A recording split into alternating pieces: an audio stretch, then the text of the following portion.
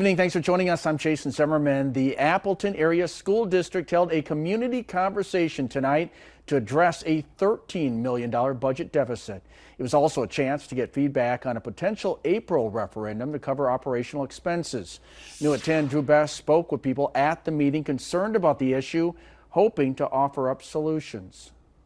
As the Appleton Area School District continues to seek funding options to avoid cutting staff in the future, dozens of community members gathered Thursday night to provide input on how the district should move forward. Are we making sure that we are looking for efficiencies in our budget before we ask the community to support a referendum? The district presented their three potential referendum options. They asked for $15, $13, and $11 million per year respectively across 4 or 6 years. The highest amount would allow the district to bring back some of the support staff they've lost. The middle amount balances their budget, and the lowest amount would require the district to still cut $2 million, mainly from staffing. We're competing against private sector and other school districts for the best individuals, and we want the best teachers and the best staff members for our students. Several attendees brought forth other ideas to cut costs besides going to referendum. They got lots of land. They may be able to do on the perimeters of some of these schools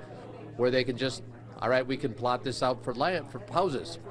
So their footprint will be a little bit smaller, but they may make a couple $1 million just on land sales. The district's previous referendum in November of 2022 asked for almost $130 million to build a new elementary school, among other projects, plus an additional $5 million for increased staffing.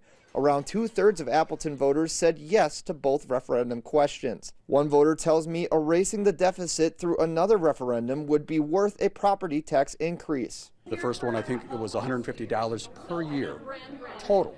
You know, you can go out to eat with 6 people and spend $150. If you believe in education, if you believe in, again, the future of our kids, that's not much to ask. The district will soon be sending out surveys to voters to further explore which of those 3 options they would prefer if they went to referendum. Reporting in Appleton, Drew Best, Action 2 News.